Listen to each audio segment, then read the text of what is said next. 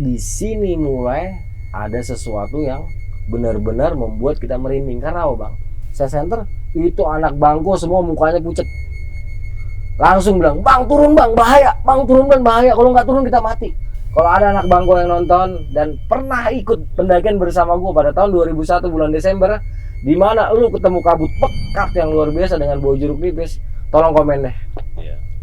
Lu masih ada apa enggak? Gue penasaran sama nasib lu soalnya.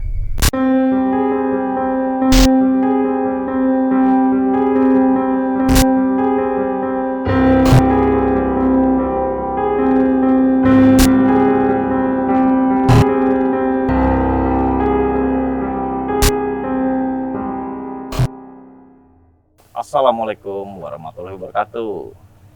Halo sahabat misteri, jumpa kembali bersama kami di channel yang mengisahkan berbagai kisah misteri, pengalaman nyata oleh narasumber yang mengalami kejadiannya. Ini dia kisah nyata tanpa rekayasa.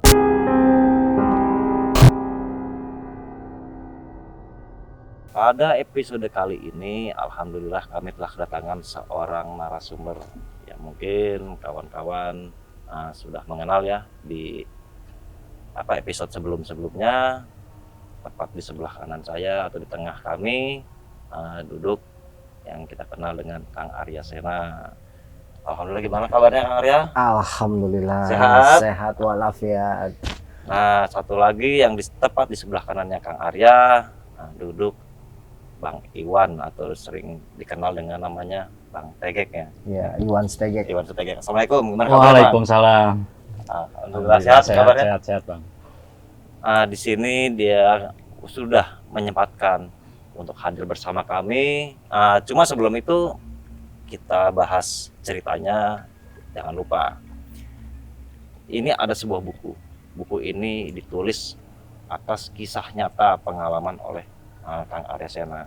Nah, mungkin Kang Arya bisa menyapa para sahabat dan juga mungkin bisa menjelaskan ya isi buku atau apabila ingin beli di manakah? Silakan. Buku ini, maaf. Selamat malam sahabat misteri. Saya Arya Sena. Buku ini adalah berisi cerita perjalanan awal pendakian saya di periode 92 sampai dengan 95. Berisi 5 cerita yang saya rangkum berdasarkan pembaca terbanyak di fanpage saya. Untuk mendapatkan buku ini bisa kontak saya di line WA ataupun fanpage dan IG saya. Nah, Kang Arya dan Kang Iwan ini akan bercerita mengenai ekspedisi ketika mendaki Gunung Kerinci dengan ketinggian 3.008 meter, 3.085 meter ya, 3.805 meter dari permukaan laut. Betul. Ingin cerita apa sih ini Kang Arya dengan Kang Iwan? Mungkin kita langsung dari narasumbernya. Nah, siapa nih akan mau bercerita di awal mula nih? Silakan. Silakan. Ya, selamat malam, selamat berjumpa kembali dengan saya Arya Sena. Pada episode kali ini saya akan menceritakan pengalaman pendakian saya bersama sahabat saya Iwan Stegek. Pendakian ini terjadi di bulan Oktober, akhir Oktober 2001. Awalnya peserta pendakian itu berjumlah 8 orang. Tetapi karena dananya tidak terkumpul sesuai dengan jumlah yang diinginkan, akhirnya yang 4 orang ini dananya dihibahkan kepada kita. Mereka tidak menjadi mendaki. Akhirnya kita berempat yang jadi mendaki. Saya, Iwan Stegek, dan 2 orang lagi itu siswa SMA di salah satu sekolah swasta di sekitar sini. Setelah semua persiapan selesai, kebetulan ada anak juragan yang mau nganter kita. Iya, pakai mobilnya. Jadi ya kita bersyukur ya Kek. Kita bersyukur karena sampai bisa menghemat ini kan kos. Iya. Nah, jadi kita diantar sama anak juragan batik ini sampai ke Pelabuhan Merak. Jadi memang saat itu luar biasa untuk kos yang kita hemat dengan kita diantar sampai Pelabuhan Merak. Kita berangkat dari sini sore, sampai Pelabuhan Merak itu menjelang maghrib. Sekitar jam 3 apa jam 4 gitu? Sekitar jam 3-an. Jam 3. Jam 3. Ya, di Merak itu kita istirahat sebentar. Kita beli tiket kapal laut. Kita naik kapal, itu kan sekitar 2 jam kita nyebrang selat. Sampai di Bakauheni itu sudah jam 8 malam. Ya. Dari Pelabuhan Bakauheni itu saya berserta rekan-rekan itu naik bis sampai ke Bandar Panjang. Dari Bakauheni ke Bandar Panjang itu sekitar 1 jam. Nah, karena sudah tidak ada transportasi yang menuju Jambi, terpaksa kita nginep di salah satu penginapan. Ini bener-bener hotel low budget. Iya. Jadi satu kamar itu ada 2 bed tapi banyak kutunya. Jadi kita tidur garuk-garuk ini. Ya itu kita singkat lah. Iya. Semalam kita di situ dengan situasi yang luar biasa nikmat, situasi yang luar biasa indah kita nikmatin Dan berisik. karena kan ada orang main judi, ada perempuan yang wirawiri gitu kan ya. Kita nikmatin lah malam itu sampai besoknya kita menunggu bis itu di pool itu jam 11. Niatnya kita tuh mau naik bis ekonomi. Tapi justru yang datang eksekutif. Yang datang. Saat itu jam Bandar Panjang sampai ke Terminal Jambi tiketnya masih 90.000. Eksekutif. Tahun 2001 ya. Tahun 2001. Nah, mulailah perjalanan panjang kita. Saya cukup licik ketika itu. Dalam perjalanan saya minum Antimo terus. Oh iya. Nah, kalau dia saya kurang tahu nih. Ya. Lu gimana lu sepanjang perjalanan? Itu merhatiin anak 2 yang itu Bang, yang apa namanya, ini kan juga anak 2 ini juga baru pertama kali Naik gunung. naik gunung. Langsung Kerinci ya. Ya. Langsung kita hajar ke Kerinci Bang. Kawaratu dulu, Bro. Kawaratu dulu, baru yang di atas 3.000 itu ya Kerinci itu Bang. Oke. Betul. Jadi kita lebih awal lagi ya. Ya. Nah, jadi setelah 2 hari 2 malam kita di bis, kita di Terminal Jambi itu tiba sekitar jam 10 pagi. Kita harus nunggu lagi selama 2 atau 3 jam untuk keberangkatan bis 3/4 dari Jambi menuju Sungai Penuh. Nah, setelah kita dapat bis itu, kita mulai lagi nih perjalanan panjang. Nggak kayak anak sekarang ya, pakai travel. Dulu boro-boro travel gitu. Dulu bis 3/4 yang duduk aja ya syukur-syukur enak pantat gitu kan. Pokoknya itu bis kalau dengkul belum beradu itu belum jalan Bang. Iya. Tunggu full dulu ya. Tunggu full dulu. Nah, di bis itu kita start jam 2:30 sore sampai Terminal Bangko itu jam 9 malam. Istirahat 1 jam. Jam 10 malam kita start dan kita sampai Sungai Penuh itu jam 4 pagi. Di Sungai Penuh kita istirahat dulu menunggu fajar. Setelah fajar tiba, kita naik angkot ke Kersitu, langsung ke Tugu Macan. Tugu Macan. Nah, di Tugu Macan ini kita persiapan nih, Bang. Ya. Kita persiapan, kita beli logistik yang belum kita lengkapi dan kita cek and recheck semua perlengkapan kita. Setelah kita yakin semuanya fine, sudah SOP-nya sudah terpenuhi, kita mulai bergerak menuju Pintu Rimba. Nah, gitu kita jalan kaki tuh Bang dari ini kan. Dari dari Tugu Macan sampai ke Pintu Rimba kita jalan kaki. R10 ketika itu ada, tapi masih rumah kayu dan sekelilingnya itu masih rumput. Jadi nggak layak kalau dibilang itu pos, nggak layak. Belum ada kalau kita bilang tuh belum ada, karena memang di bawah itu informasi yang kita dapatkan petugas jaganya hanya seminggu sekali. Dan kebetulan pas kita datang petugas JK-nya, jaga warnanya itu lagi nggak ada. Jadi kita cuma isi buku tamu itu di tukang bakso ini kan Bude. Ya. Kita isi buku di situ. Setelah selesai kita langsung bergerak ke Pintu Rimba. Itu dari Tugu Macan sampai Pintu Rimba sekitar 1 jam. Sekitar 1 jam kita jalan kaki. Nah, di sini kita ada peristiwa lucu gitu kan. Kita kebetulan ada yang bawa jengkol nih temen. Nah, udah kita mau bikin sop, tapi karena ada jengkol ya udah kita campur nih sop. Jadi namanya sop ajeng. Sop pakai jengkol. Ya. Itu baru ya, menu baru. Iya, waktu itu menu baru nih. Jadi sop ajeng gitu. Selesai kita makan sop ajeng, lepas Pintu Rimba, awalnya kita nyium bau jeruk. Nah, kita pikir tadinya gini. Saya berpikir Bang Iwan Tegek ini dia ngantongin jeruk. Dia pun berpikir sama. Begitu juga dengan anggota rombongan kita yang lain. Kita berpikir ketika itu sama-sama, wah lu bawa jeruk gitu. Padahal tidak ada satu orang pun di antara kita yang membawa buah ataupun makanan yang berasal dari jeruk. Itu nggak ada satupun. Tapi bau jeruknya itu nyengat. Sehingga saya bersama Bang Iwan Tegek ini sepanjang jalan tuh nyari, wah ini kali ini bau jeruk. Wah ini kali ini bau jeruk. Jeruknya itu jeruk nipis tau nggak Bang? Oh iya, jeruk Ya, nipis. baunya seperti jeruk ini, bukan jeruk buah ya. Itu jeruk itu dan daun apapun yang saya temuin itu pasti saya petik untuk bau karena penasaran itu. Ini gunung emang tempatnya jeruk limau kali ya gitu kan. Karena sepanjang jalan kan bau jeruk limau. Jadi saya sama si Iwan ini bilang, Gek, cari Gek, lumayan bisa bawa nyambel gitu kan. Karena kita bawa cabe. Kita bawa cabe, bawa jengkol, bawa teri. Jadi pikiran kita kalau ada jeruk limau, wah bukan main nih. Jadi sambel sama sop ajeng gitu kan. Wah, makanan enak gitu kan. Makanya saya bilang, seharian full itu kita nggak sadar, kita nggak tahu.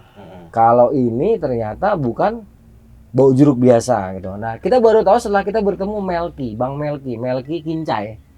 Melki Kincai itu salah seorang pendaki senior yang ada di Kerinci. Nah, kita bertemu beliau di sekarang pos 3, dulu pos 2. Sekarang pos 2. Dulu pos 2 ya? Pos 2 dulu. Dulu pos 2. Sekarang udah jadi pos 3 ya? Kayaknya deh. Jadi ada perubahan pos kan ya. Jadi dulu mata air itu pos 2. Jadi kita dari bawah itu hanya ketemu satu pos di rumah kayu, yang rumah kayu besar di bawah pohon yang super gede. Nah itu dulu ada rumah kayu, rumahnya udah hancur. Nah kita baru ketemu pos lagi di mata air. Nah di situ kita ketemu Bang Melki Kincai. Nah sepanjang jalan kan kita nyium bau jeruk kan, kita kepo nih. Kita kepo kan, kita penasaran. Terus saya berdua nih ngobrol-ngobrol sama dia kan. Nah Bang Melki ini dengar, terus dia bilang begini.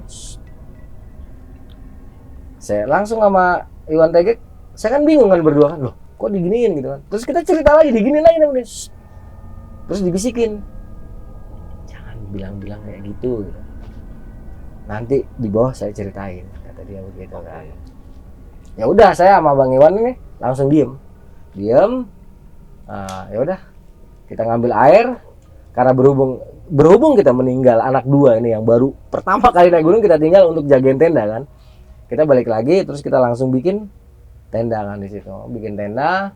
Biasalah kalau saya tuh hobinya tuh bikin api unggun kan, bikin api unggun. Setelah api unggun jadi, niatnya kita tuh mau di depan api unggun nongkrong. Tapi nggak jadi karena ada suara apa, Bang? Dengar suara ajan, suara motor masih naik ya, suara kendaraan juga masih naik, dan suara Mr. M Bang yang jelas. Oh itu pukul berapa tuh kira-kira waktu mendengar? Dan cuaca sendiri bagaimana keadaan?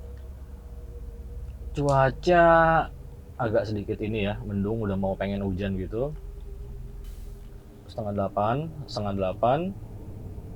Nah, cuaca itu nggak menunjukkan ini sih Bang, terlalu cerah atau itu enggak. Seperti berawan gitulah. Ya cuman itu yang paling saya ingat itu suara jelas itu suara Mr. M itu, harimau itu. Auma geraman yang panjang mau. Jadi setelah suara geraman Mr. M ini, kalau dalam bahasa Sumatera ini bilangnya datuk ya. Jadi setelah kita mendengar suara datuk ini, rencana kita untuk berhangat-hangat di depan api unggun kita batalkan. Kita lebih memilih masuk tenda. Nah, nggak lama setelah suara tersebut kita dengar, cuaca yang cerah, nggak cerah. Seperti tadi Bang Iwan Tegek bilang, sedikit berawan. Itu tiba-tiba hujan turun dengan derasnya. Deras sekali. Nah, ada sedikit keajaiban di sini karena saya nyusun kayunya itu kan bersilang begini kan. Nyusun kayu bakar itu kan saya susun kan bersilang. Dengan komposisi yang jadi bawah itu longgar-longgar tapi atas itu saya bikin rapat sampai beberapa tingkat di atas. Jadi ketika hujan turun pun api yang kita buat itu nggak mati. Api itu nggak mati. Nah ini yang sempat membuat anak Jambi, anak Bangko yang naik di belakang kita sampai tengah, kira-kira jam 10 mereka sampai. Jam 10-an. Mereka sempat terkejut, disangkanya itu tendanya jin. Karena apa? Di saat hujan deras, ada api menyala. Mereka sempat takut untuk deket tenda kita. Padahal satu teknik gitu ya. Iya, padahal itu teknik kita supaya api itu tidak padam di saat hujan turun. Jadi api di bawah tetap aman, sumber api, tapi di atasnya tuh kan kayu rapet. Nah, ketika air jatuh di bagian atas kayu, dia menetes ke bawah karena di bawah ini panas dan terlindungi oleh kiri kanannya yang kita susun juga dengan rapat. Jadi curahan hujan dari atas itu dia nggak sanggup menembus panasnya api. Nah, anak Jambi di sini sempat takut. Dia sempat teriak, "Assalamualaikum, assalamualaikum, orang bukan." Gitu. Kita yang tadinya ketakutan juga kan, loh, ada orang. Kita berpikir itu juga bukan orang tadinya gitu kan. Cuman begitu suara gebek, wah ini kayaknya orang gitu kan. Hujan deras itu kita buka, orang. Wah, orang Mas. Akhirnya mereka memberanikan diri buka tenda di samping kita. Nah, awalnya kita hanya berempat, tapi karena malam itu kedatangan rombongan dari Bangko, akhirnya kita jadi sekitar 12 atau sekitar 12 sampai 15 orang lah, karena mereka anak Bangkonya ini cukup banyak, Bang. Sekitar 10 orang lebih lah gitu. Saya kurang tahu jumlah pastinya, yang jelas mereka banyak. Akhirnya kita bermalam di situ. Pada malam itu kita kumpul loh, karena saya kan bikin bivak. Bikin bivak, jadi kita kumpul di situ ngobrol-ngobrol. Sekitar jam 12 kita kembali ke tempat kita masing-masing. Rencananya jam 3 kita mau summit. Tapi karena situasinya nggak kondusif, akhirnya pendakian itu kita lanjutkan pada jam 8 pagi. Lebih ke faktor magis yang menjadi misteri ketika Bang Melki Kincai mengatakan, dia tidak mengatakan, memberikan kode jari di bibirnya dia. Kita lebih terfokus ke sana, dan raman suara Sang Raja Rimba yang kita dengar waktu malam itu kita lebih terfokus ke sana, tidak berpikir yang lain-lain. Makanya kita bilang sepakat kita nunggu sampai matahari terang dulu gitu kan. Kenapa? Aktivitas Raja Rimba ini dia tidak terlalu aktif di saat siang hari, karena mereka kan kebanyakan nokturnal, makhluk malam. Jadi kita berpikir seperti itu. Untuk mengurangi resiko dapat serangan dari Sang Datu atau bertemu dengan Sang Datu, kita memilih di saat hari yang masih terang. Itu kira-kira. Cari amannya lah, Bang, istilahnya. Pagi itu cuaca mendung, tapi belum turun hujan. Udara tuh lebih dingin dari biasanya. Tapi karena memang kita udah jauh-jauh dengan modal yang cekak lah, kalau kita sampai gagal kan belum tentu kita dalam waktu dekat kan kembali lagi ya. Makanya kita berpikir matang saat itu, selama masih bisa bergerak, why not? Yang penting kita tidak memaksa kalau memang situasi tidak memungkinkan untuk kita daki. Jadi kita sistemnya, kita jalan sambil melihat, sambil kita orientasi medan. Memungkinkan atau tidak kita daki. Soalnya ini gunung tertinggi di Pulau Sumatera dengan ketinggian 3.805 dan merupakan gunung yang masih Berapi aktif dan masih perawan. Di situ juga habitat dari harimau Sumatera yang terkenal. Nah, kita berpikir di situ. Jadi setelah semuanya matang dalam rencana pendakian kita baru bergerak. Nah, itu dulu medannya luar biasa, Bang. Dari pos 2 sampai ke yang sekarang pos 3 itu, yang sekarang buat base camp. Dulu itu nggak ada base camp di situ. Nggak ada. Itu sekitar 2 jam. 2 jam. Karena kita harus ngerambat kan.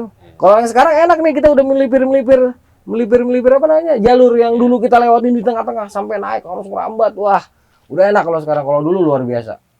Itu no problem. Cuman begitu kita sampai ke pos 3, bau jeruknya ada lagi, Bang. Saya masih berpikir, loh, apa iya masih ada pohon jeruk? Terus saya ingat lagi omongan Bang Melki kan.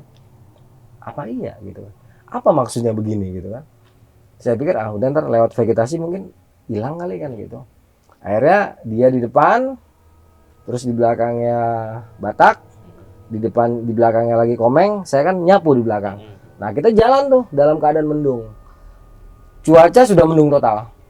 Sesekali turun hujan, tapi kita nggak gentar. Dalam artian ini masih bisa kita daki.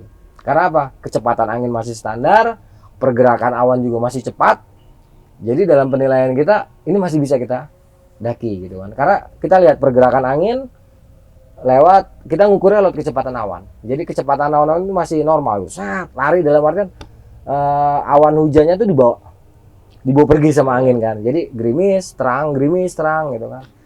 Anehnya menjelang Tugu Indra, bau jeruknya ada lagi. Tapi yang untuk rombongan dari Bangko tadi itu berarti dia ditinggalkan ya, nggak ikut waktu sama tim Kang Arya dan Kang Iwan ya? Enggak. Betul bang. Nggak ikut mereka. Kita berpisah di situ untuk Hamid duluan.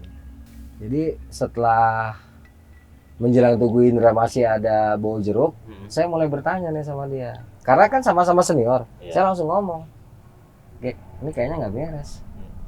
Dia langsung ngomong, itu orang juga tadi, dia kan nggak tahu nih namanya yang Bang Meliki kan dia nggak tahu namanya kan, dia bilang itu juga orang kok begini-begini, kenapa ya gitu. Ya udahlah jangan dibahas, kita naik dulu. Saya bilang gitu kan. Ya udah akhirnya dia ngelit lagi di depan. Sampai Tugu Indra, matahari terang. Alhamdulillah tuh matahari terang. Kita naik lagi baru sekitar 10 langkah tiba-tiba saya sama dia sama sudut pandangnya. Ngelihat bangkai babi. Terus Logikanya gini bang, ada bangkai babi selepas batas vegetasi, Ya. yang notabene itu nggak ada makhluk pengurai di situ. Dia memang nggak busuk, itu bangkai babi sebesar kerbau, gede sebesar kerbau itu ada di lepas batas vegetasi. Karena nggak ada makhluk pengurai, dia nggak busuk dan cuman kempes aja. Dan kita pun berdua lari nyamperin bangkai babi itu untuk mencari taring. Oh. Kok sama ya pikirannya? jadi begitu sampai Taring udah nggak ada. taringnya udah nggak ada gitu. Udah keduluan orang. Udah keduluan orang. Nah, cuaca itu udah gelap lagi. Cuaca gelap lagi, hujan sebentar. Begitu kita sampai puncak, terang sebentar, kita foto-foto, angin kecepatannya mulai berubah.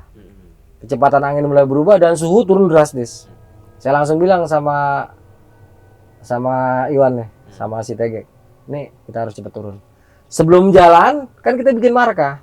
Itu untungnya kita bikin marka. Kalau enggak mungkin kita tercatat sebagai orang hilang. Karena apa bang? Pas turun kabut ini di depan mata 1 meter nggak kelihatan. Pekat kabutnya bang. Pekat total. Itu diselingi bau jeruk nipis yang menyengat, tajam.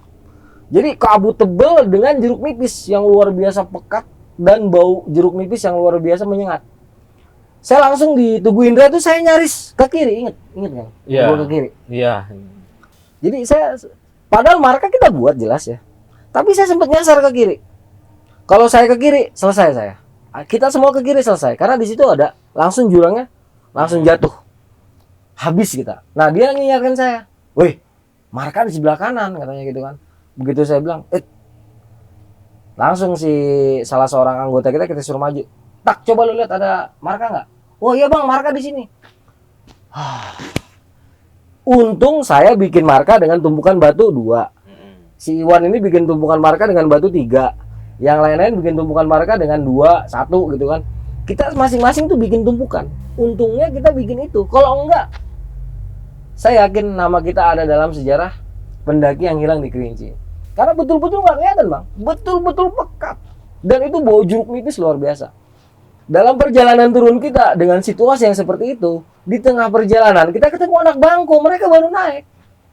Yang tadi sempat itu ya semalam. Betul, camping yang sempat satu camp sama kita. Di tengah jalan itu kita ketemu mereka, kita bilang, "Bang, masih nekat mau naik?" "Wah, kita orang sini," katanya. "Kita pribumi," kata dia. "Naiklah, nggak apa-apa," kata mereka gitu kan. Orang Jawa tapi logatnya sudah Sumatera. Ya. Saya bilang gini, saya ingat Tegek bilang gini, "Bang, itu ikutin aja marka kita." Soalnya situasi tuh benar-benar nggak memungkinkan ketika itu untuk naik. Begitu kita turun sampai di batas vegetasi, kita melihat ke atas, nggak ada setitik pun itu orang kelihatan. Ingat nggak, bro? Betul. Sama sekali pandangan kita tuh tertutup sama pekatnya kabut itu bang. Jadi kita turun pun nggak ketemu dengan, karena sudah tertutup itu tadi kan. Jangankan bangkai babi yang itu kan dia agak ke kanan, jalur kan sekitar 5 meter. Jangankan itu yang sekitar 5 meter di samping kanan kita, yang di depan mata kita aja itu nggak kelihatan bang. Yang anehnya kabut berselimut, kita tuh berselimut kabut dengan hawa dengan bau jeruk nipis yang sangat menyengat. Itu yang menjadi keanehan saya sama Iwan ini sampai detik ini, gitu kan. Nggak sampai detik ini, sampai sebelum ketemu sama si Melki nanti, gitu kan. Jadi setelah kita sampai batas vegetasi, kita memandang dulu nih ke atas. Itu anak bangku gimana ya? Ya Allah, gitu kan.